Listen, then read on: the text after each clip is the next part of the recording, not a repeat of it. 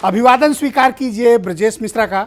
आप देखना शुरू कर चुके हैं द डिबेट। बहनों भाइयों, उत्तर प्रदेश में अब मंत्रिपरिषद का गठन, सरकार की शपथ और किस आधार पर मंत्री और डिप्टी सीएम चुने जाएंगे, ये एक महत्वपूर्ण सब्जेक्ट है। इस समय पावर कॉरिडोर से लेकर क्षेत्र जिलों तक, कमिश्नरी तक, शहर और गांव में और विशेष तौर पर राजनीतिक गलियारों में चर्चा इस बात की है कि कितने डिप्टी चीफ मिनिस्टर्स बनेंगे, कितने मिनिस्टर्स बनेंगे और कौन कौन बनेंगे। ये एक बेहद महत्वपूर्ण विषय है। आज हम इस विषय पर एक चर्चा को आयोजित करते हैं। बहनों भाइयों, उत्तर प्रदेश में भारतीय जनता पार्टी को उम्मीद से कहीं ज़्यादा जनादेश प्राप्त हुआ है। ये जनादेश पश्चिम से लेकर पूरब और उत्तर से लेकर दक्षिण तक हर कोने से प्राप्त हुआ है। अब महत्वपूर्ण मसला यह है कि योगी कैबिनेट शपथ कब लेगी, शपथ ग्रहण समारोह कब होगा। दूसरा बड़ा प्रश्न है कितने डिप्टी चीफ मिनिस्टर्स होंगे।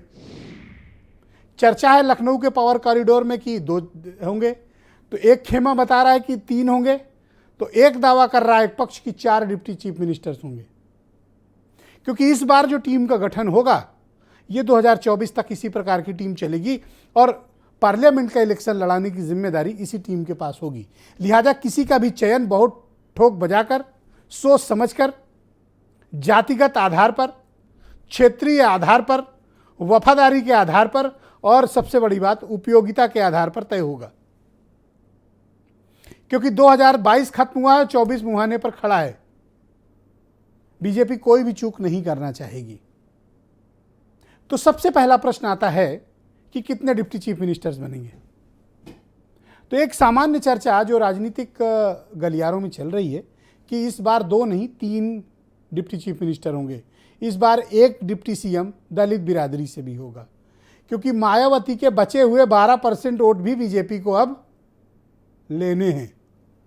लिहाजा उनका फोकस इस बार जाटव समाज होगा। मायावती की बिरादरी अपनी बिरादरी होगी। लिहाजा इस समाज से किसी एक व्यक्ति को या किसी एक महिला को डिप्टी चीफ मिनिस्टर बनाया जा सकता है। एक डिप्टी सीएम ब्राह्मण समाज से होगा, दूसरा डिप्टी सीएम ओबीसी समाज से होगा। तो केशव प्रसाद मौर्य क्या डिप्टी चीफ मिनिस्टर बनेंगे या नहीं, या उनके स्थान पर कोई और आएगा और वो संगठन की कमान संभालेंगे, या पार्टी केशव प्रसाद मौर्य को कोई बड़ी जिम्मेदारी देगी, ये देखने वाली बात होगी। प्रदेश अध्यक्ष स्वतंत्र देव सिंह पटेल भी बड़े उम्मीदवार हैं। उनकी भी दावेदारी, समाज में उनकी पकड़, संगठन पर उनकी चुनाव के दौरान सांगठनिक क्षमता, इन सब ने और उसके ऊपर पार्टी के प्रति खास वफादारी, लो प्रोफाइल रहना, ये सब स्वतंत्र देव सिंह पटेल को बहुत ऊंचाइयां प्रदान कर सकता है। अब आइए, मंत्री कौन कौन बनेगा। सबकी धुकधुकी बीजेपी में इसी बात की है। हर कोई लखनऊ से दिल्ली एक किए हुए है। इस समय बीजेपी के जितने भी हाई प्रोफाइल हैं जिनको मिनिस्टर बनने की आकांक्षा है, या तो लखनऊ डेरा डाले हैं या वहाँ हैं दिल्ली में, और सब अपना अपना जुगाड़ कर रहे हैं कि कोई अच्छा सा मंत्री पद मिले और विभाग भी अच्छा सा मिले। मसला इस बात का है कि पश्चिम उत्तर प्रदेश, जहां बीजेपी सबसे कमज़ोर बताई जा रही थी, पश्चिम में नैया पार कराई गई। लेकिन पश्चिम में 3 बड़े दिग्गज नेता बीजेपी के चुनाव हार गए, सुरेश राणा, संगीत सोम, उमेश मलिक। तो पश्चिम की नैया पार कराने का इनाम किसे मिलेगा। जाट वोट बटा तो इस बांटने का फायदा किसको मिलेगा। और जाट वोट थोड़ा मोड़ा नहीं बटा, बम्पर बटा। जो लोग दावा कर रहे थे कि जाट उनके हैं, जाट अब सबके हो गए हैं। जाट वोट बहुत बटे हैं इस चुनाव में, स्पष्ट दिख रहा है। तो जाटों को बीजेपी के पाले में लाने का श्रेय किसको जाएगा। क्या संजीव बलियान को या किसी और को। क्या संजीव बलियान को दिल्ली से लखनऊ भेजा जा सकता है। हो सकता है। तो पूर्वांचल में इस बार क्या होगा, क्योंकि पूर्वांचल में भी इस बार भारतीय जनता पार्टी ने उम्मीद से कहीं अधिक बेहतर प्रदर्शन किया है। वो भी तब जब सारे ओबीसी लीडर होस्टाइल हो चुके थे। तब बीजेपी का यह प्रदर्शन ये बताता है कि उस क्षेत्र को भी काफी कुछ मिलेगा। रुहेलखंड में भले ही बीजेपी को नुकसान हुआ हो, लेकिन उस क्षेत्र को भी बीजेपी इग्नोर नहीं कर सकती, क्योंकि पार्लियामेंट इलेक्शन सिर पर खड़ा है। तो ऐसी संभावना जताई जा रही कि 51 मंत्री करीब शपथ लेंगे और वो भी 21 से 22 तारीख के बीच शपथ ग्रहण की संभावना है। और 3 डिप्टी चीफ मिनिस्टर बनाए जा सकते हैं। किस आधार पर बनाए जाएंगे? जातिगत आधार क्या होगा, सामाजिक संतुलन क्या होगा, क्षेत्रीय संतुलन क्या होगा, वफादारी क्या होगी? क्योंकि 10 मंत्री तो चुनाव हार चुके हैं, लिहाजा नए लोगों के इंडक्शन के चांसेस पहले से कहीं अधिक हैं। तो अब मसला इस बात का है कि किस आधार पर मंत्री चुने जाएंगे, योगी की टीम में कौन इन और कौन आउट होगा। कुछ बयान सुनिए। और लेट मैं डिबेट को आगे बढ़ाता हूं। आज मेरे साथ आज की परिचर्चा में समीर सिंह भारतीय जनता पार्टी के प्रवक्ता हैं, मेरे साथ जुड़ चुके हैं। प्रदीप सिंह कांग्रेस से हैं। अनिल रॉयल जी वरिष्ठ पत्रकार हैं और पश्चिम उत्तर प्रदेश के काफ़ी दिग्गज जर्नलिस्ट हैं और कई डिबेट में मेरे साथ पश्चिम से जुड़े रहे हैं। वैभव महेश्वरी आम आदमी पार्टी से हैं। प्रदीप सिंह कांग्रेस से। मनीष सिंघवी जाने माने राजनीतिक विश्लेषक और समाजवादी पार्टी के नेता SM अशरफ। वीरेंद्र सिंह जी हमारे स्टेट हेड, शुक्रिया, धन्यवाद। भाई समीर सिंह जी, किस आधार पर मंत्रियों का चयन हो रहा है, कितने डिप्टी चीफ मिनिस्टर बनाए जा रहे हैं और जो मंत्रियों को चुनने का पैमाना है वो क्या है, थोड़ा बता दीजिए ताकि लोगों को तसल्ली हो जाए। ब्रजेश जी, भारतीय जनता पार्टी को बड़ी बहुमत मिली, आपको बहुत बधाई भारतीय जनता पार्टी की जीत की, इस ऐतिहासिक जीत की।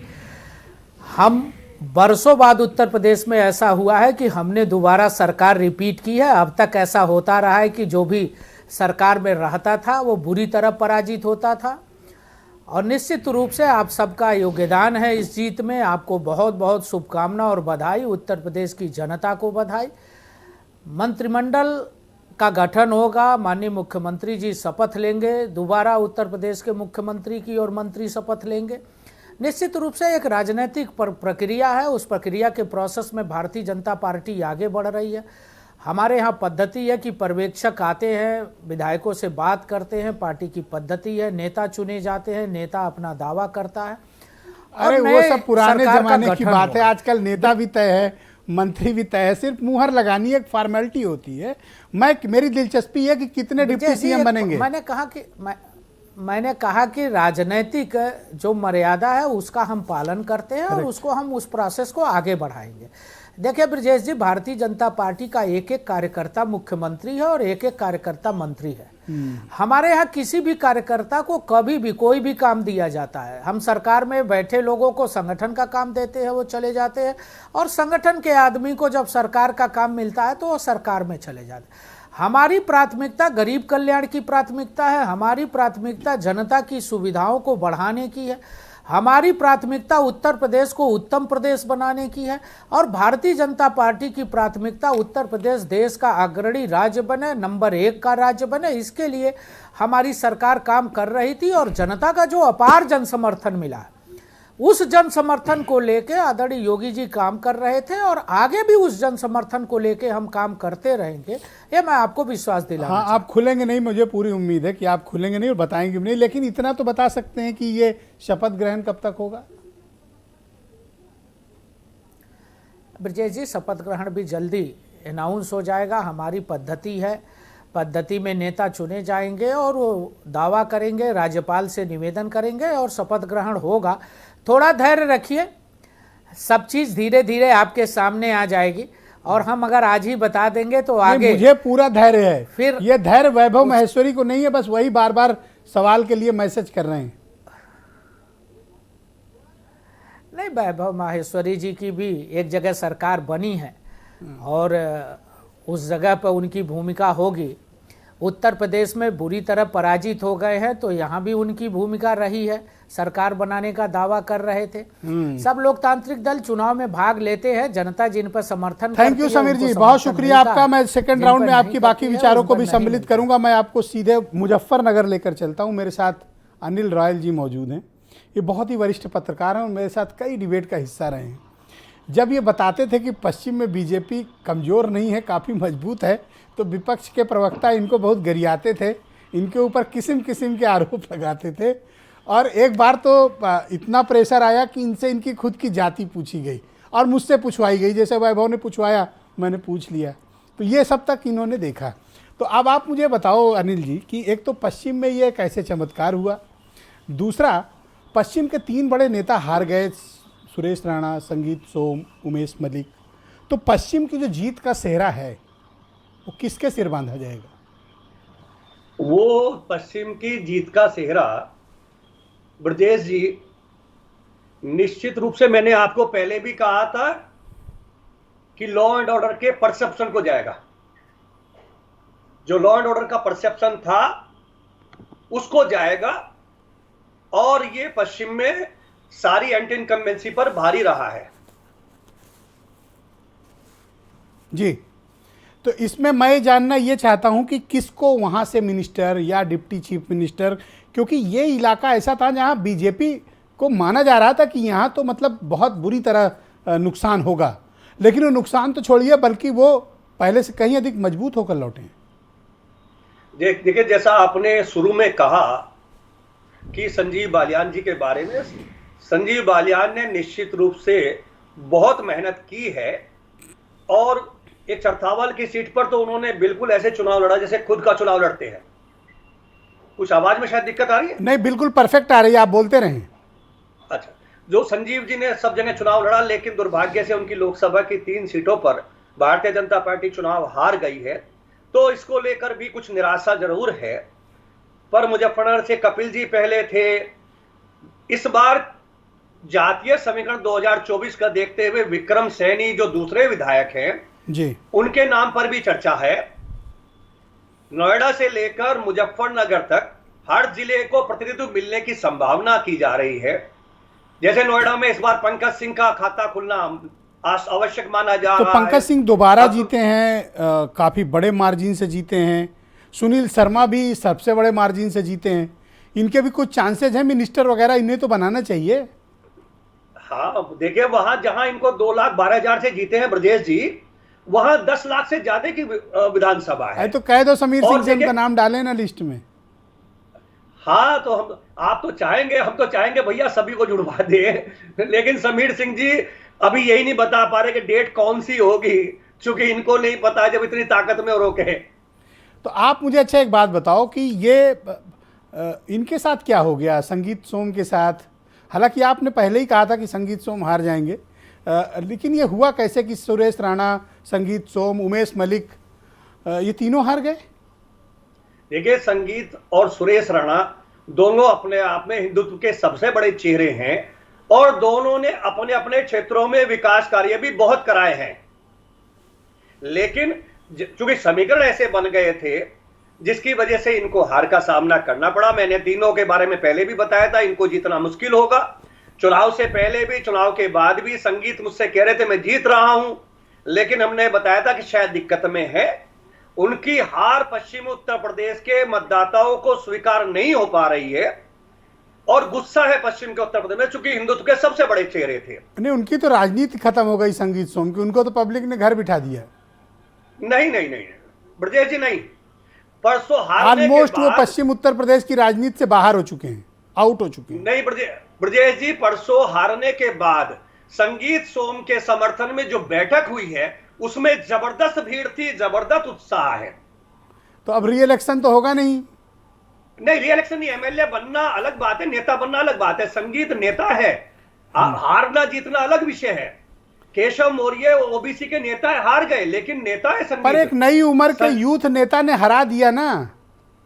हाँ, देखिए, वो समीकरण था, जातीय समीकरण था, उसकी मेहनत थी, पर संगीत को ओवरलुक करना गलत होगा। उसका बहुत अपना स्थानीय प्रभाव है। भाई हार गए तो अब बीजेपी उन्हें कोई कुछ क्या दे दे, अब उन्हें हो गया बस। अब ये भाजपा का, समीर सिंह जी का मन है क्या दे, लेकिन वो मजबूत है। दामे हिंदुत्व के 2 बड़े चेहरे थे, संगीत सुरेश, दोनों का हारना thank you S M Ashraf, Samajwadi Party के नेता। ये हुआ क्या आपकी पार्टी के साथ कि पश्चिम उत्तर प्रदेश में आप ये कह रहे थे एकदम आपकी लहर है, सुनामी है, आंधी है, लेकिन मुझे ऐसा लगता है कि जाटों ने आपको मतलब उतना प्यार दिया नहीं जितना आप दावा कर रहे थे।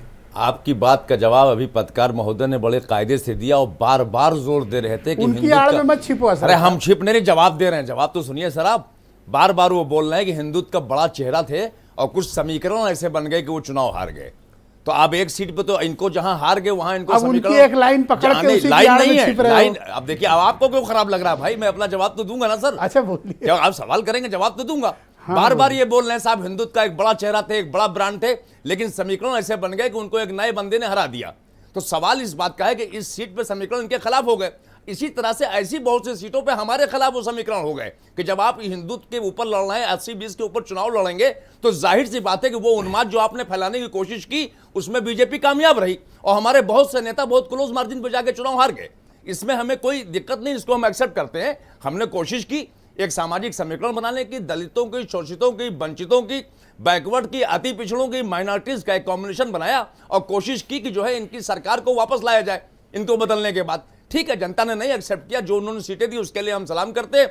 और आज की डेट में कम से कम समीर सिंह को हम मुबारकबाद देते हैं कि अब जो इनको मैंडेट मिला है, अब ये कोशिश करें कि जनता की आकांक्षाओं पे पूरा उतरे। जो पिछले 5 साल इन्होंने गंवाए हैं, कम से कम अगले 5 साल गंवाने की कोशिश ना करें ये। ऑलराइट, प्रदीप सिंह मेरे साथ शामिल हो चुके हैं, उत्तर प्रदेश में कांग्रेस कमेटी की प्रवक्ता हैं। प्रदीप जी, बहुत शुक्रिया आपका। अभी मैं डिबेट के पहले आ रहा था तो समीर सिंह मुझे मैसेज किए थे कि अजय लल्लू को इस्तीफा देने के लिए कहा गया है, क्या ये बात सही है? जी, हमारी राष्ट्रीय अध्यक्षा सोनिया गांधी जी ने ये बात कही है। जो लोग जिस प्रदेशों में चुनाव कांग्रेस हारी है, हमारे प्रदेश अध्यक्ष को इस्तीफा देना चाहिए। ये अभी प्रवक्ता हमारे राष्ट्रीय क्या अकेले अजय लल्लू जिम्मेदार हैं कांग्रेस की हार के? नहीं, उत्तर प्रदेश का चुनाव देखिए, उत्तर प्रदेश का चुनाव गजब है। मतलब नहीं, निश्चित एक गरीब आदमी मिला, आप उसको कांटे डाल रहे हो। नहीं, बिल्कुल नहीं। उत्तर प्रदेश लड़ता है, संघर्ष करता है, जेल जाने का रिकॉर्ड कायम किया हुआ है, ओबीसी समाज का गरीब नेता है। कहीं चला दो पैदल, मोटरसाइकिल, साइकिल कहीं से चल देता है। बाढ़ में पैदल पैदल तैर के जाए दो अपने क्षेत्र में, पब्लिक ने हरा दिया, अब आप कह रहे हो इस्तीफा दे दो, तो आदमी कहाँ जाए भाई? बिल्कुल संघर्षों का इतिहास हमारे प्रदेश अध्यक्ष नहीं, ये कैसे मतलब रहा है, निश्चित तौर पर रहा है। और ये चुनाव या बुनियादी मुद्दों से अलग हटके हुआ है। इन चुनाव में महंगाई मुद्दा नहीं रही है, वो बेचारा अपना चुनाव लड़ रहा था, खुद का चुनाव हार गया, अब आप कह रहे हो इस्तीफा दे दो। बेरोजगारी इस चुनाव में मुद्दा नहीं रही है। ये इंसाफ नहीं हुआ। बिल्कुल नहीं। आप पूरी स्थिति समझिए। ये चुनाव सीधे सीधे एक पक्ष योगी जी के साथ खड़ा था, एक पक्ष योगी जी के खिलाफ खड़ा था। किसको अध्यक्ष बनाओगे फिर? नाम बताओ। तो ये तो हमारा राष्ट्रीय नेतृत्व तय करेगा। अब इस पे राष्ट्रीय नेतृत्व की बैठक पिछड़ा बनाओगे कि अगला बनाओगे? बैठक चल रही है ब्रजेश जी। निश्चित तौर पर जैसे ही कोई फैसला होता है हम आपको निश्चित तौर पर बताएंगे। Okay, alright. वैभव महेश्वरी आम आदमी पार्टी के प्रवक्ता हैं, मेरे साथ इस वक्त जुड़ चुके हैं। वैभव, बहुत स्वागत आपका। मैं आपसे जानना चाहता हूं कि उत्तर प्रदेश में जो मंत्रिपरिषद का गठन होने जा रहा है, इसको लेकर बीजेपी की बड़ी तैयारियां हैं, लेकिन अभी डेट तय नहीं हुई है। आपका कमेंट क्या है इस पे?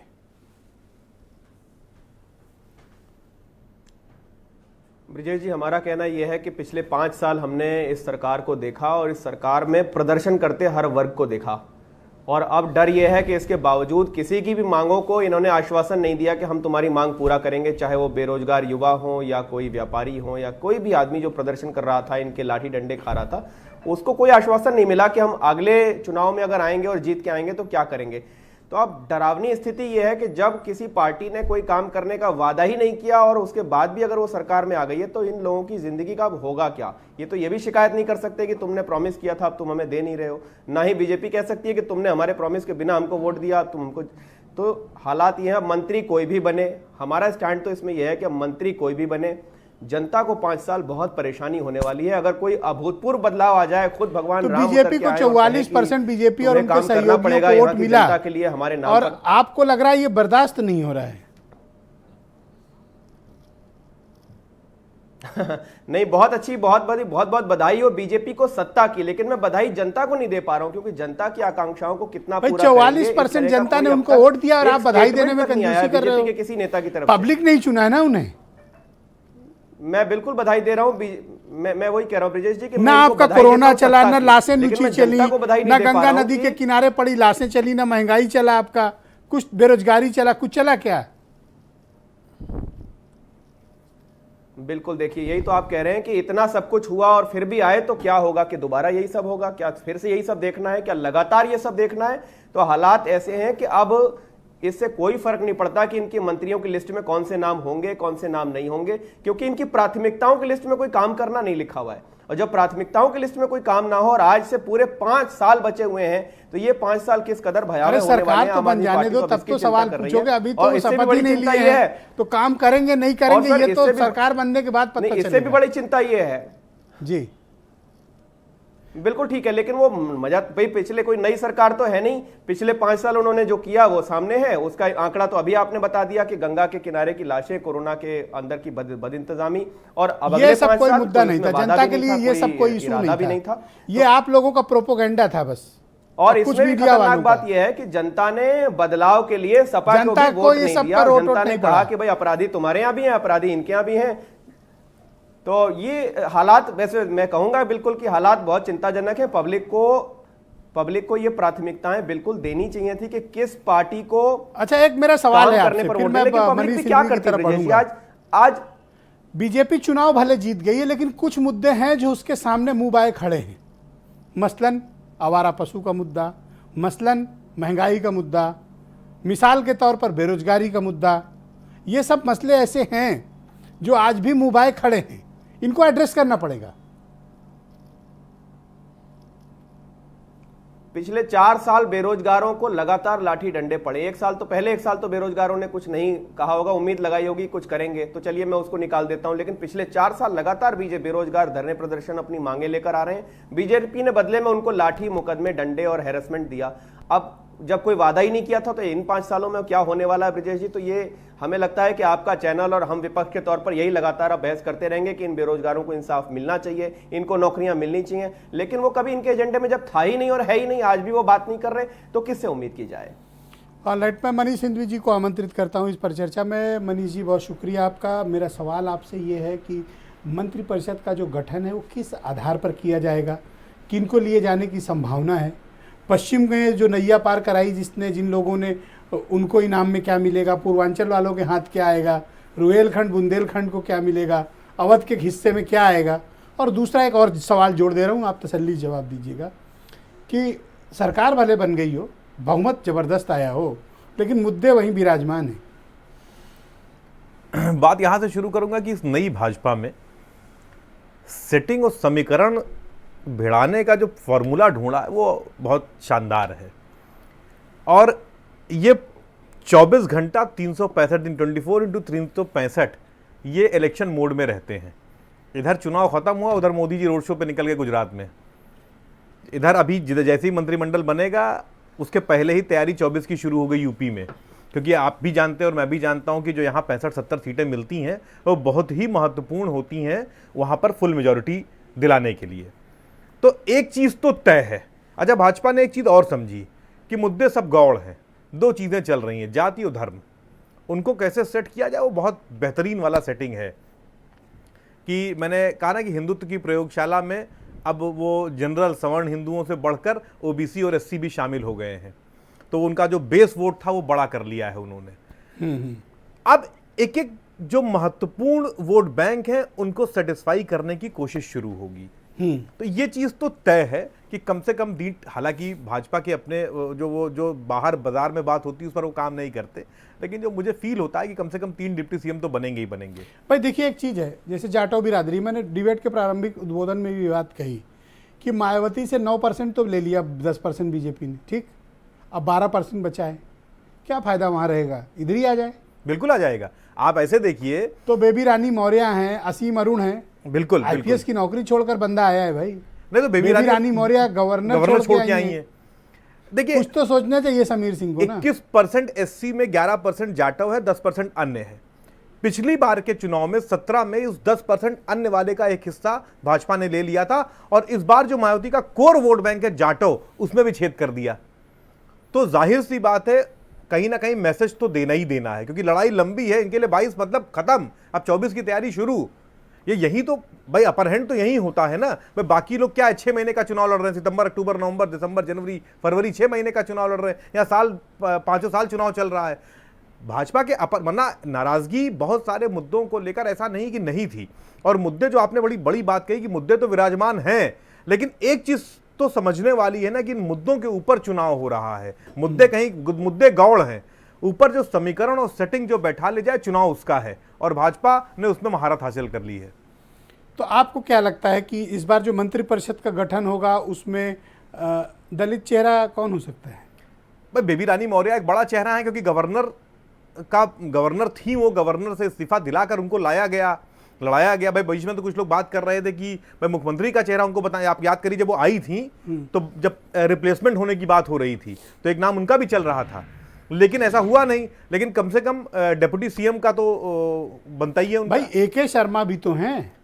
AK शर्मा इसलिए बहुत भाई भूमिहार त्यागी वोटों की भी तो जरूरत है ना पार्टी को। उससे महत्वपूर्ण देखिए, आप सारे जगहों पर जहां भाजपा की सरकारें हैं वहां पर जो और पिछले 1 साल से ज्यादा के वक्त से वो वेट कर रहे हैं कोई जिम्मेदारी मिले। बाकी स्टेट्स में मतलब नरेंद्र मोदी प्रॉक्सी में सरकार चलाना चाहते हैं। वो हमेशा एक आदमी ऐसा बैठाते हैं जो उनके कहने के हिसाब से चले। यहाँ पर ये अलग बात है कि यहाँ का सीएम थोड़ा ज्यादा तेज निकल गया, वो पीएम पद का दावेदार हो गया है ना, लेकिन आप अभी भी बर्दाश्त नहीं कर पा रहे हो। नहीं, जो हम लोग राजनीतिक अब तो बर्दाश्त कर लो, जनता ने चुन लिया उनको। देखिए जनता का धन्यवाद है, जनता जनार्दन है। लेकिन जो सच है तो AK शर्मा, अब सच ये है कि बीजेपी को जनादेश मिला है। हाँ, जनादेश मिला है, मैं कह रहा हूं कि लेकिन जैसे जहां जहां जनादेश मिला, नरेंद्र मोदी हमेशा प्रॉक्सी में सरकारें चलाना चाहते हैं, तो यहां पर AK शर्मा इसलिए भी डिप्टी सीएम में। अनिल रायल जी को मैं यही समझा रहा था कि बीजेपी को जनादेश मिला है। नहीं, बात जी एकदम ठीक है भाई साहब, लेकिन सवाल इस बात का है ना कि AK शर्मा मुफीद रहेंगे, क्योंकि ये जो चेक एंड बैलेंस वाली पॉलिटिक्स है ना, ये बीजेपी अच्छा करती है। ओके, वीरेंद्र सिंह जी भी आ गए डिबेट में। भाई वीरेंद्र जी, आप मुझे बताइए कि मुख्यमंत्री योगी आदित्यनाथ लौट आए हैं दिल्ली से, करीब करीब सभी नेताओं से उनकी मुलाकात भी हुई है। क्या तय हुआ है? शपथ ग्रहण कब तक होगा? किस आधार पर मिनिस्टर्स चुने जाने हैं? कितने डिप्टी चीफ मिनिस्टर्स होंगे? क्या कुछ चल रहा है? देखिए, ऐसा लगता है कि होली के बाद शायद अब विधानमंडल दल की बैठक होगी, क्योंकि बीजेपी जैसी एक बड़ी जो राष्ट्रीय पार्टी है उसमें फैसला दिल्ली से होता है और सामूहिक फैसले होते हैं। तो स्वाभाविक है कि यूपी जैसे बड़े राज्य का मंत्रिमंडल तय करना कोई इतना आसान काम नहीं है। बड़ा माथापच्ची होती होगी, बड़ी सिफारिशें रहती हैं, बड़े सारे समीकरण सेट किए जाते हैं। लखनऊ के सारे नेता इस समय दिल्ली में डेरा जमाए हैं। मुख्यमंत्री भले लौट आए हों, लेकिन दिल्ली में गणेश परिक्रमा चल रही है। जो यहाँ मंत्री थे वो भी और जो नए नए विधायक बने वो भी, वो सब दिल्ली में डटे हैं। वो जान रहे हैं कि सारा खेल वहीं से फाइनल होना है, जो किस्मत का ताला है वहीं से खुलेगा। अब अटकल इस बात की है कि चलो मुख्यमंत्री तो योगी आदित्यनाथ बनेंगे, लेकिन उप मुख्यमंत्री कौन बनेगा और कितने बनेंगे, इस पर सबकी नज़र है, इस पर कौतूहल भी है। केशव मौर्य इन सब चीज़ों से बेफिक्र हैं, वो पिक्चर देख रहे हैं और घर में लोगों से मिल रहे हैं। लेकिन उसके बावजूद उत्तर प्रदेश में 5 डिप्टी सीएम बनाए जा सकते हैं, इस बात पर कयास चल रहा है। ये तो आप नई थ्योरी लेके आ गए। हम लोग तो 2-3 पर ही रुके थे, वही नहीं समीर बता पा रहे थे, अब आप 5 की थ्योरी लेके आ गए। 5 डिप्टी सीएम तो ब्रजेश जी तब भी मैं कम बता रहा हूं। एक राज्य में तो 7-8 बने हैं इस देश में, बहुत उदाहरण मौजूद हैं। बीजेपी को बुंदेलखंड देखना है, पश्चिमी उत्तर प्रदेश देखना है, मध्य है, पूर्वांचल है, तमाम सारे इलाके हैं उसको जहां पर वो जीती और हारी है। तो डिप्टी सीएम वो बनाकर जातीय संतुलन भी साधेगी। केशव मौर्य और दिनेश शर्मा के भविष्य को लेकर लोग भले अटकलें लगा रहे हो, लेकिन ऐसा कोई परिवर्तन होगा इसकी उम्मीद कम है। संख्या जरूर बढ़ेगी, ये बात आप निश्चित मानिए। बेबी रानी मौर्य का नाम इसलिए प्रमुखता से लिया जाता है क्योंकि बीजेपी उनको एक ऐसे पद से इस्तीफा दिलाकर लाई थी जो संवैधानिक प्रमुख का पद था, उसके बराबर मंत्री का पद नहीं ठहरता। तो स्वाभाविक है कि जो वादा किया है उसे पूरा करना होगा, और बीजेपी वादा पूरा करने वाली पार्टी बनती जा रही है। अगर आप देखिए तो जिन लोगों ने दूसरी पार्टियां छोड़कर बीजेपी में आए उनको उन्होंने टिकट दिया है, उनको मंत्री भी बनाया है, तमाम सारे ऐसे उदाहरण आ रहे हैं सामने। तो ये दौर बीजेपी का है, उसकी गुणवत्ता का है और परिणाम देने का है। ये सारी चीज़ें क्षेत्रीय पार्टी होती तो शायद लखनऊ से तय हो जाता, लेकिन ये सब चीज़ें दिल्ली से मोदी योगी से मिलकर, अमित शाह जेपी नड्डा से मिलकर ही तय होंगी। अब ये अलग बात है कि कोई इस्तीफा दे देगा या किसी को संगठन में ले लिया जाएगा, इसके कयास लग रहे हैं। स्वतंत्र देव सिंह के नेतृत्व में चुनाव जीते हैं।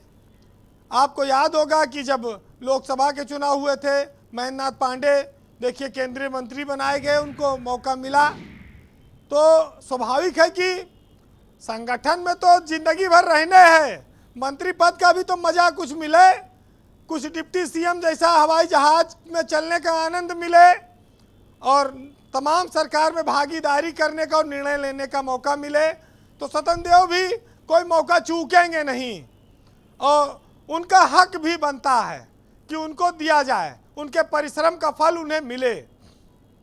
कुल मिलाकर ये है कि बीजेपी अच्छी तरह जान गई कि चुनाव कैसे जीतना है। राशन में जैसे सब्जी में महिलाएं जानती हैं कि कितना तेल और कितना नमक डालो तो सब्जी अच्छी बनेगी और तड़का क्या क्या लगाना है, वैसे बीजेपी कभी तेल बांट देती है, कभी नमक बांट देती है, कभी किसानों के खाते में पैसा डाल देती है, कभी घर बनवा देती है, कभी शौचालय बनवा देती है। वो भी जान गई है कि कौन सा टेस्ट जनता को पसंद आएगा। और मायावती का वोटर तो बहक गया है, आप देख ही रहे, मायावती कह रही हैं कि उसको बहका दिया इन लोगों ने। अब तो उनको चिंता बचे हुए 12% की करना चाहिए। अगले झटके में मनीष अभी बता रहे थे कि वो अगला वाला 12 जो है वो क्या करेंगी रख के। मैंने आपसे कल कहा था कि देखो बीएसपी के विधायक को देखने के लिए टिकट लगेगा, पैसा दे के देखे पड़ेगा। ऐसा कुछ नहीं है वीरेन जी, क्यों टिकट लगेगा? जीता है तो कहाँ ढूंढे मिलेगा वो, और वो भी अगर विलय कर जाए बीजेपी में तो क्या कर लेंगी। तो अब तो उस पर कोई दल बदल का भी उस पर कार्रवाई नहीं हो पाएगी, एक्शन नहीं हो सकता। तो ये कुल मिलाकर आप देखिए मायावती की चर्चा उत्तर प्रदेश में अब ज़्यादा बची नहीं। भाजपा के लिए थोड़ा सा ये कठिन है, मंथन लंबा होगा क्योंकि दावेदार बहुत हैं। श्रीकांत शर्मा 1 लाख से ज़्यादा जीते, ब्रजेश पाठक परिवर्तन करके लड़े थे, वहाँ से जीत गए। लखनऊ में उन्होंने अपनी एक अलग छवि बनाई है उत्तर प्रदेश की सियासत में। बीजेपी के वो चमकदार नेताओं में, सुनने वालों में उनकी गिनती है। तो ऐसे जो लोग जीते हैं, पंकज सिंह 2-2 लाख वोट से जीते गाजियाबाद में, शर्मा जी, तो ये सब लोगों को, नए लोगों को आना पड़ेगा, मौका मिलना चाहिए क्योंकि जनता ने उन पर अथाह। अच्छा, डिप्टी सीएम के पद पर AK शर्मा की भी दावेदारी को एक वर्ग बहुत ही स्ट्रांगली आगे बढ़ा रहा है, आप इस तर्क से कितना सहमत हैं? देखिए, अरविंद कुमार शर्मा ने जो त्याग किया है अपने जीवन में, प्रधानमंत्री मोदी के साथ वो 20 साल रहे, उसके बाद अभी भी आज की तारीख में वो चाहते तो पीएमओ में नौकरी करते रहते, उनकी नौकरी चलती रहती। उनकी नौकरी 2022 तक थी। अब वो MLC बने, उस इलाके से हैं जहां पर बीजेपी थोड़ी कमज़ोर रही है, लेकिन एक जो नौकरशाह है, जब वो राजनेता बनता है तो तमाम सारे चीज़ें सीखनी पड़ती हैं, लेकिन जो त्याग करता है उसको कहीं ना कहीं सम्मान मिलता है। अरविंद शर्मा उत्तर प्रदेश में एक ब्राह्मण चेहरा ऐसा हो सकते हैं जो उप मुख्यमंत्री बनाए जाएं। अब इस पर फैसला प्रधानमंत्री को करना है क्योंकि वो सीधे, उनका सीधा कनेक्शन है, सीधे वहीं से आए हैं। अब वो तय होगा वहाँ से कि उनकी स्थिति क्या होगी, लेकिन अरविंद शर्मा का सम्मान होगा, इसमें कोई इब्बत नहीं है। आपने देखा हमारे यहाँ का बीजेपी के नेता बड़ा पूजा पाठ करते हैं, अपने यहाँ कहते हैं कि पाप का घड़ा फूट गया, लेकिन कभी कभी पुण्य का घड़ा भी फूट जाना चाहिए, थोड़ा बहुत पाप भी कर लो, इतना पुण्य ना कर दो कि पाप का नौबत ना हो घड़ा फूटने की। तो सियासत में आप पाप के बड़े हिमायती लग रहे हैं वीरेन जी। सियासत में हर तरह के कर्म करने पड़ते हैं। क्यों? तो शर्मा जी ऐसा जैसे लोग साफ सुथरे रास्ते से राजनीति करने आए हैं जी, ब्रजेश पाठक जैसे लोग, राजेश्वर सिंह जैसे लोग एक साफ सुथरी राजनीति कर रहे हैं। बीजेपी ने उच्च कोट के चरित्र के लोगों को सियासत में आगे बढ़ने का मौका दिया है, इसमें कोई शक नहीं है। लेकिन योगी आदित्यनाथ उन सबके सिरमौर हैं। वो उत्तर प्रदेश में एक ईमानदार मुख्यमंत्री के तौर पर, 24 घंटे काम करने वाले मुख्यमंत्री के तौर पर दोबारा जीत कर आए हैं। उनकी जीत हार को आप विरासत से नहीं जोड़ सकते कि किसी के बेटे थे, किसी के परिवार से थे, या किसी के खानदान में कोई बहुत बड़े पद पे था इसलिए उनको मुख्यमंत्री बनाया जाए। तो जी वीरेंद्र ये जी, बात हमेशा से सत्य रही है। बहरहाल जो लोग आज उच्च पदों पर बैठे, देखिए मंत्रिमंडल तो कार्यवाहक है जी मंत्रियों की धुकधुकी लगी है, नजरिया बदल गया है उनको देखने का लोगों का। जो बड़े पद पे हैं, डिप्टी सीएम है, उनके ज़्यादा उनके मन में चल रहा होगा बवंडर मंथन। उस पर एक साहित्यकार ने लिखा है, सुनिएगा, बड़ा मज़ेदार है कि कश्ती है पुरानी मगर दरिया बदल गया, और मेरी तलाश का वो जरिया बदल गया। न शक्ल ही बदली न बदला मेरा किरदार, बस लोगों को देखने का नज़रिया बदल गया। और हम जिस दिए के दम पे बगावत पर उतर आए, सोहबत में अंधेरे के वो दिया बदल गया। बहुत बहुत शुक्रिया वीरेंद्र जी, आपका बहुत बहुत धन्यवाद। बहनों भाइयों, आज की परिचर्चा को लेकर मैंने एक प्रश्न कू ऐप पर डाला। प्रश्न ये पूछा कि यूपी में इस प्रचंड जीत के बाद योगी का नया मंत्रिपरिषद कैसा होना चाहिए। तो संजय कुमार लिखते हैं कि उत्तर प्रदेश में योगी सरकार के मंत्री पूरी तरह सशक्त और भ्रष्टाचार उन्मूलक होंगे। तो रिचू प्रताप लिखते हैं कि योगी के मंत्री योग्य होंगे तभी विकास होगा। तो प्रकाश चौधरी लिखते हैं कि जहां सत्य है उसे कोई हरा नहीं सकता है। मैं सीधे रुख करता हूं, मेरे साथ इस वक्त समीर सिंह जुड़े हुए हैं, बीजेपी के प्रवक्ता हैं। समीर जी, मुझे आप बताइए कि चुनाव आप भले जीत गए हैं, लेकिन मुद्दे अभी जनता के आपके समक्ष विद्यमान हैं और उन्हें आपको एड्रेस करना पड़ेगा।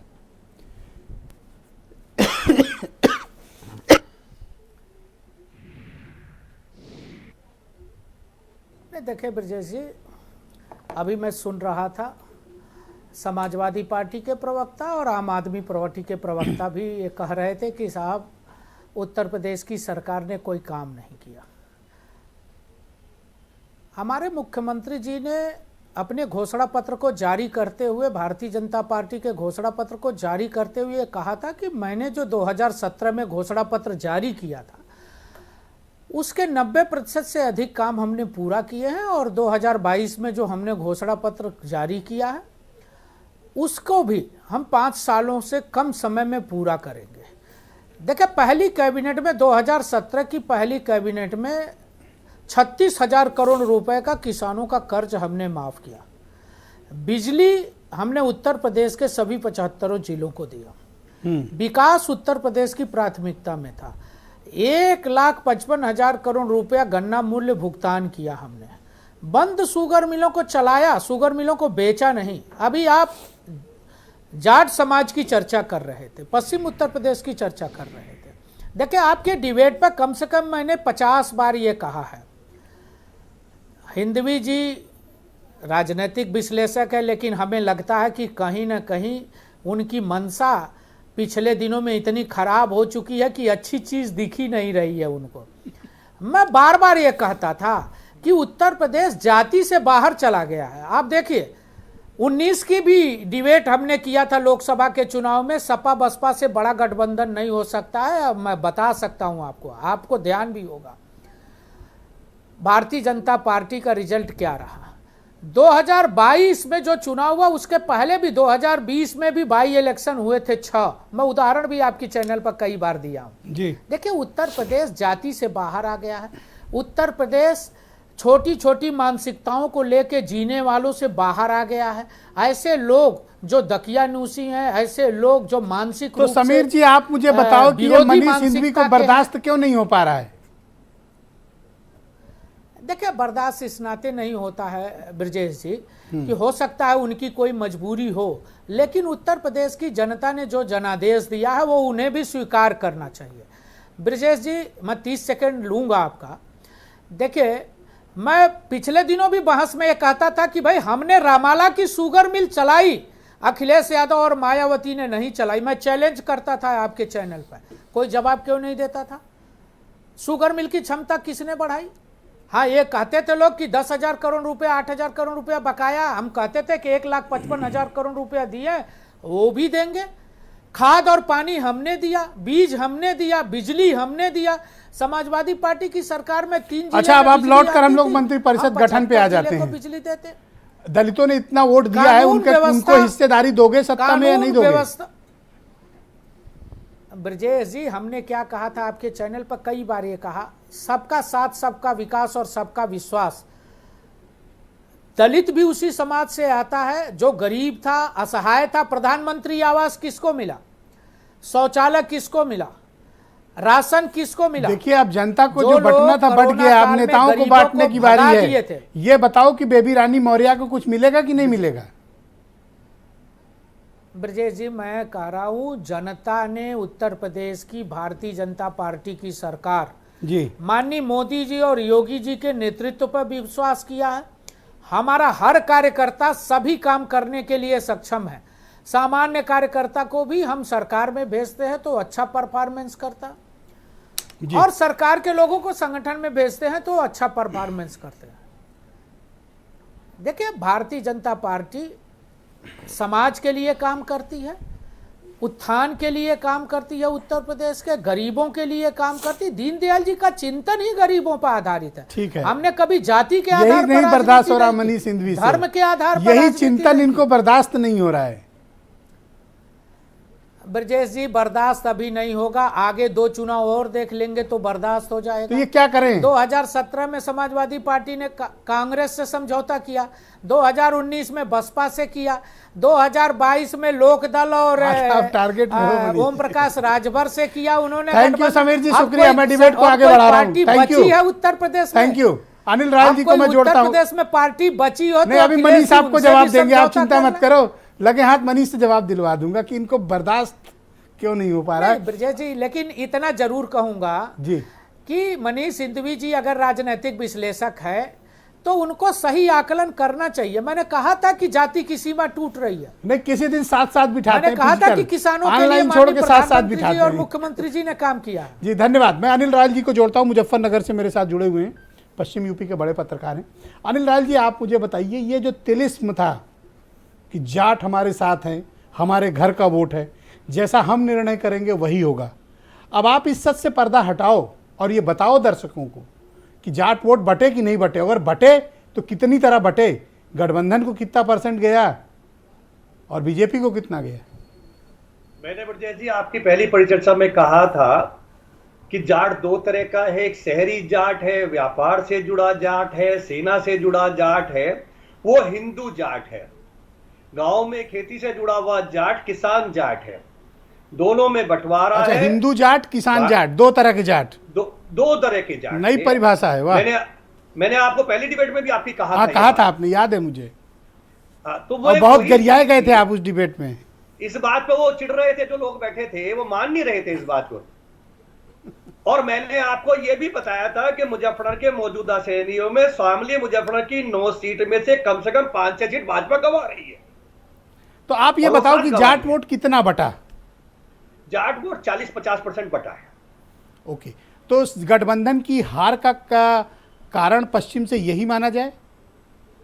ये भी कारण है, और मुस्लिम मतदाताओं ने कंसोलिडेट वोट किया, लेकिन मुस्लिम जो प्रत्याशी थे, जो मुस्लिम नेता थे, उनके वक्तव्य जो आए थे वो ध्रुवीकरण कराने में रहा। और जैसे मैंने पहले भी कहा, लॉ एंड ऑर्डर का परसेप्शन इतना हाई था, विपक्ष उसको काउंटर नहीं कर पाया। अखिलेश जी ने तीसरे राउंड में जरूर कहा था कि जिसको गुंडागर्दी करने हो सपा को वोट न दे, लेकिन पहले 2 राउंड में ये नहीं कहा था। देखिए, पहले चरण की मैं बात करूं तो 58 सीट पर इलेक्शंस हुए थे और 46 सीटें उनमें से बीजेपी जीती, जो जिसको ये अपना गढ़ बता रहे थे आरएलडी वाले। वो गढ़ केवल मुजफ्फरनगर शामली में ही था। शामली में मान बाकी जगह सकता हूं, नहीं हो पाया। मुजफ्फरनगर का थोड़ा पार्ट मान सकता हूं, क्योंकि शामली में 3 की तीनों सीटें हारी है मुजफ्फरनगर की बीजेपी। पिछली बार 6 सीट में से 4 भाजपा हारी है, और जो 2 सीट भाजपा जीती है वो समीकरण स्थानीय से जीती है और प्रत्याशियों के अहंकार से जीती। जी, दूसरी ये बताइए कि अब उत्तर प्रदेश के मंत्रिपरिषद पर पश्चिम से सबसे बड़ा दावा जाट समाज से लखनऊ के लिए किसका है? जैसे आपने बताया, संजीव बालियान एक बड़ा नाम है जो भारतीय जनता पार्टी के लिए लाभदायक है। उसके अलावा बागपत से 2 जीते हैं, जिनमें केपी मलिक और योगेश धामा है, शायद केपी मलिक उसमें है। और अभी एक एमएलसी के बारे में भी चर्चा आ रही है कि एमएलसी के चुनाव में जो क्षेत्रीय अध्यक्ष मोहित बेनीवाल, उनको टिकट दिया जा रहा है। अगर उनको टिकट दिया जा रहा है तो वो भी भविष्य के लिए इसी लाइन पे होंगे। ऐसे मशरफ, अब एमएलसी का चुनाव आ गया, आज से नॉमिनेशन भी स्टार्ट हो चुके हैं। आपकी पार्टी की कितनी दिलचस्पी है इस चुनाव में? पूरी दिलचस्पी है। और तो टिकट लड़ेंगे घोषित सर। क्यों नहीं किए? हो जाएगी सर, अभी शुरुआत हुई है, कुछ प्रत्याशी घोषित किए हैं, शायद आप तक हारे हैं तो हताश तो नहीं? ऑफिशियली नहीं, हताशा तो है ही नहीं साहब। जिस पार्टी का 10% से ज़्यादा वोट इंक्रीज हुआ हो, नेक टू नेक हम फाइट किए हैं। बाकी रीजन बता दिया उन्होंने कि हिंदू जाट थे, कुछ किसान थे, कुछ हिंदू जाट थे।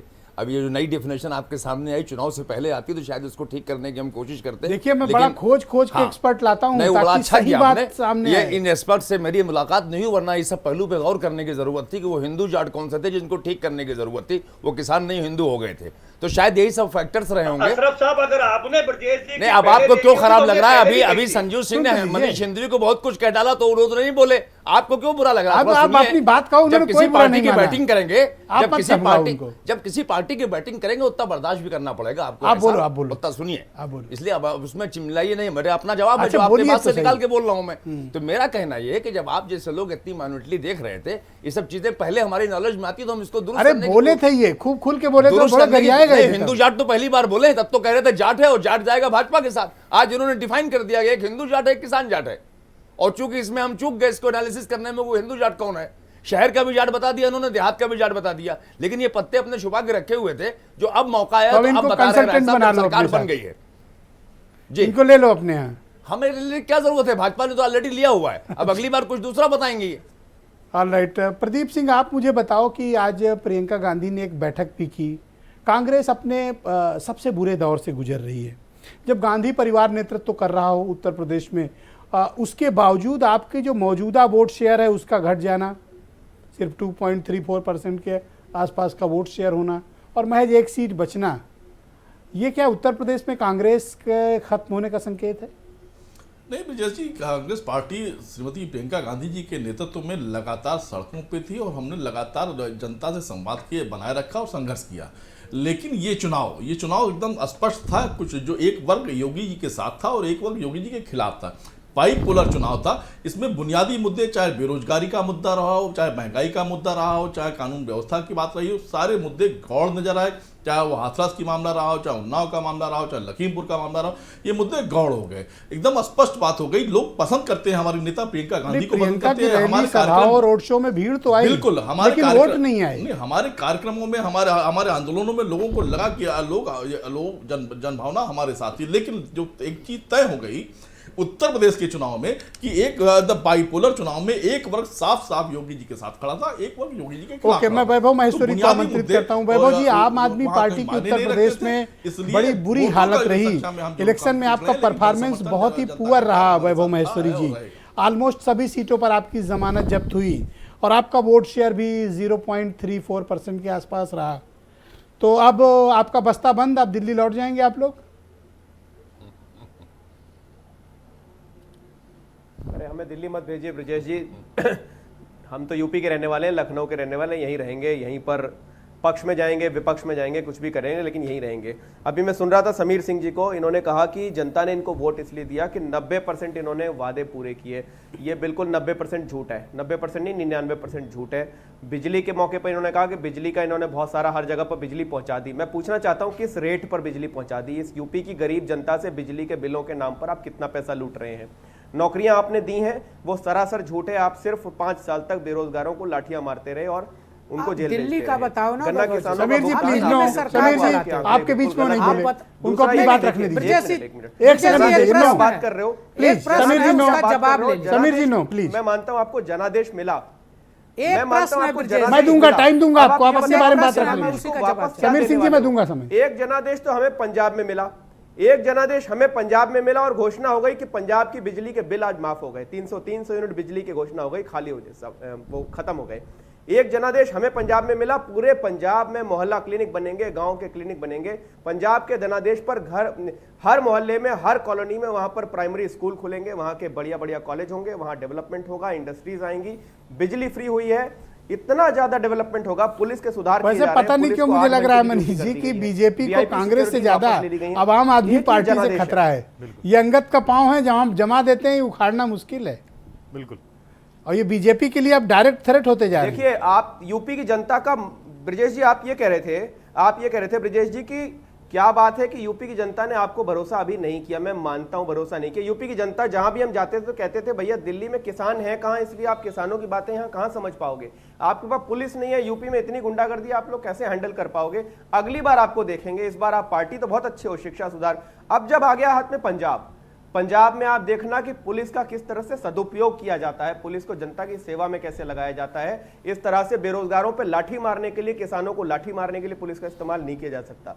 पुलिस का इस्तेमाल आप, और दूसरा आप डेवलपमेंट के नाम पर देखोगे किसानों को कितनी ज्यादा समृद्धि एक सरकार पहुंचा सकती है, उनकी जिंदगी को खुशहाल बना सकती है, उनको डंडे मारने और मुकदमों फंसाने। मतलब अगर यूपी की पुलिस आपको परेशान करेगी तो आपके पास अब पंजाब की पुलिस है। नहीं, पुलिस का झगड़ा यहाँ थोड़ा ही है। यूपी की पुलिस जब कहना तो यही चाह रहे थे, हमारा बंद कल बंद में बढ़ेगा। तो आप यही यूपी कहना की चाह पुलिस रहे जब परेशान करेगी तो ये वरना establish पुलिस होगा। का क्या काम था, हम लोग तो पॉलिटिकल डिबेट कर रहे यूपी की थे। पुलिस जब हमें पुलिस को लेकर आप आए। यूपी की पुलिस जब परेशान करेगी, पुलिस को लेकर मेरा कहना यह है कि पुलिस का काम होता है न्याय व्यवस्था और शासन प्रशासन का। Thank you. अब मैं मनीष सिंधवी जी को वेट कर, यहाँ पर पुलिस का काम थैंक यू, होता है बहुत शुक्रिया। विपक्ष को दबाना। मनीष सिंधवी का ब्लड प्रेशर इस वक्त बहुत हाई है और समीर सिंह की बातों के बाद काफी खोल रहे हैं वो, तो मैं आपको पूरा मौका देता हूं, समीर सिंह से बदला ले लो। मैं अपनी बात सिर्फ रखना चाहूंगा। 12 से 17 सपा की सरकार थी। आप मुझे लगता है उस समय से 15 के बाद से लगातार हम लोग डिबेट में हैं। सरकार की तमाम पॉलिसियां गलत होती थी, हम लोग उसका विरोध किया करते थे, अपनी बात रखा करते थे। तब हम लोग भाजपाई कहलाते थे, आज सपाई कहलाते हैं। इस बात का खैर बहुत मुझे कभी मलाल नहीं रहा। बहुत महत्वपूर्ण मुद्दे हैं। 2019 का चुनाव था, यही भाजपा है और यहीं पर विश्वेश्वरैया भवन है हजरतगंज में, और वहां ओबीसी सम्मेलन चल रहा था। तो ऐसा वैसा सम्मेलन नहीं था, एक अलग अलग जातियों का सम्मेलन चल रहा था। शाक्य सैनी अलग चल रहा था, यादव अलग चल रहा था, और जाति की दीवारें टूट गई साहब, टूट गई कि और गहरी हो गई और लंबी खिंचकर आ रही। ये बात तो सही है, हर जाति का सम्मेलन, अलग अलग ओबीसी में भी अलग अलग जातियों का सम्मेलन हुआ है यहाँ पर। इसी शहर में भी 2 साल बीते हैं। क्या बात करते हैं आप कि जाति का धर्म, जाति और धर्म की दीवारें गहरी कर दी हैं आपने। आप समीकरण समझ गए हैं, जनादेश मिला है, सम्मान है, जनता जनार्दन है, लेकिन जो सच है वो सच है कि मुद्दों पर इलेक्शन नहीं हुई। इसी उत्तर प्रदेश में पिछले 5 साल में 12 बार पर्चे लीक हुए हैं। लड़का एग्जाम देने गांव से आता है, उधार मांग के पैसा लेकर आता है और फिर लौट जाता है क्योंकि पर्चा लीक हो लड़का जाता वोट है। तो इन्हीं को दिया ना। मैं मानता हूं उस बात को, तो फिर आपकी बात क्यों मानी जाए? नहीं, सवाल इस बात का है कि हम आप देख समझ सकते हैं तो जो सच है वो कहेंगे। जनता अगर, तो फिर समीर ये कहेंगे कि आपको बर्दाश्त नहीं हो रहा है। वो उनका अधिकार है, वो कह सकते हैं, उनका अधिकार है। लेकिन सच यही है, महंगाई आज चरम पर है। उत्तर प्रदेश में सबसे महंगी कैसे माने कि महंगाई चरम पर है जब पब्लिक उनको वोट दे रही है? मैं इस बात को मान रहा हूं। मैं कहता रहा हूं कि इन्होंने इस बात को समझ लिया है कि मुद्दों के ऊपर समीकरण है, जातीय और धार्मिक समीकरण। तुष्टीकरण इतना है कि मैंने आपसे कहा ना कि 5 साल चलता है। 5 साल व्हाट्सएप पर लगातार मैसेज आते हैं कि 1965 में मुस्लिम रेजिमेंट थी, उसने लड़ने से मना कर दिया, हिंदुओं का खून खौलाते हैं। 5 साल पता चलता है कोई मुस्लिम रेजिमेंट थी ही नहीं, लेकिन मैसेज सुबह 6 बजे से फ्लोट करना शुरू करता है, रात के 10 बजे तक फ्लोट करता है। कश्मीर फाइल्स चलती है, हॉल में खड़े होकर लोग, इतना नफरत भरी जाती है कि हॉल में खड़े होकर लोग कहते हैं अब शाहरुख खान सलमान खान की मूवी मत देखना। प्रधान नरेंद्र मोदी उसको संसद से कहते हैं। अरे तमाशा बना दिया। तुष्टीकरण सर पर चढ़ के नाच रहा है। यह देश 2-3 भागों में बट गया है, साफ स्पष्ट तौर पर। ओके समीर सिंह जी, इन्होंने बता दिया कि ये बर्दाश्त क्यों नहीं कर पा रहे हैं। नहीं ब्रजेश जी, स्वाभाविक है, जब लोगों के बुरी मंशा पर कुठाराघात होता है तो बर्दाश्त नहीं होता है। कहीं ना कहीं मनीष सिंधवी जी की भी मंशा बुरी है। मैं कहूंगा, इनसे निवेदन करूंगा भारतीय जनता पार्टी का प्रवक्ता होने के नाते कि एक बार आपको पुनराकलन करना चाहिए। पुनराकलन करिए कि आप जो कहते हैं क्या सही है, क्या आप जो विचार रखते हैं वो समाज के लिए अच्छा है क्या? आप क्यों इतना घृणा में बातें करते हैं? आप एक बार देखिए, जनता के समर्थन को समझिए, जन सम्मान की बातों को, गरीब कल्याण की बातों को समझिए। अगर आप नहीं समझ पा रहे हैं तो मैं आपको साहित्य भी दे दूंगा समझने के लिए। मैं कहता हूं मैं इनका एड्रेस भेज दूंगा, इनको कोरियर करो, देखे, और इनको वो साहित्य पढ़ाओ नहीं नहीं नहीं, मैं मिल के दूंगा, इनकी चाय पी के दूंगा ब्रजेश जी। लेकिन मैं इतना जरूर करूंगा कि अगर कोई सरकार अच्छा काम कर रही है, अगर योगी जी ने अच्छा काम किया कि अपराधी जेल में होंगे, तो आपको स्वागत करना चाहिए। वो अपराधी किसी भी जात ये जो अनिल राय कह रहे थे, एक सेकंड रुक जाइए, अनिल राय कह रहे थे उत्तर प्रदेश जाट के दो अंदर तरह के योगी जी ने कहा हैं, कि एक हम हिंदू जाट एक्सप्रेसवे है, बनाएंगे, एक किसान जाट है। इन्होंने जाटों की नई व्याख्या ही दे दी। वो सही बताया उन्होंने। एक सेकंड रुकिए, नहीं, सब लोग स्वतंत्र हैं ब्रजेश जी, असेसमेंट में सब लोग स्वतंत्र है। वो स्वतंत्र पत्रकार है, वो अपनी बातों को कर रहे हैं, मेरी कोई आपत्ति नहीं है। लेकिन इतना जरूर मैं कहूंगा कि जो भी सरकार अच्छा काम करे, अगर जनता उत्तर प्रदेश की स्वीकार करती है योगी आदित्यनाथ जी के, उनके विचारों को, उनके काम को, उनके परिश्रम को, उनके ईमानदारी को, मोदी जी के गरीब कल्याण योजनाओं को, तो हिंदवी जी आपको भी एक बार उसका असेसमेंट करना चाहिए। काम पे वोट ही नहीं आखिर मिला ये आपको। पुराना आपको चश्मा तो कब मिला हुआ है, उतारेंगे? 80-20 पे वोट मिला है। बर्दाश्त आप नहीं हो रहा। पुराना 80-20 चश्मा कब उतारेंगे? 80-20 बहुत पे वोट शुक्रिया, लेते हैं, धन्यवाद, उसके बाद समय काम की समाप्त, बात करते हो। धन्यवाद। बहुत बदल चुकी 80-20 है। पे वोट लेते हैं, काम की धन्यवाद बात करते धन्यवाद, हैं। बहुत शुक्रिया आप सभी का। बहनों भाइयों, आप सबका भी बहुत बहुत धन्यवाद इस राजनीतिक परिचर्चा का हिस्सा बनने के लिए। बहुत शुक्रिया, धन्यवाद, नमस्कार।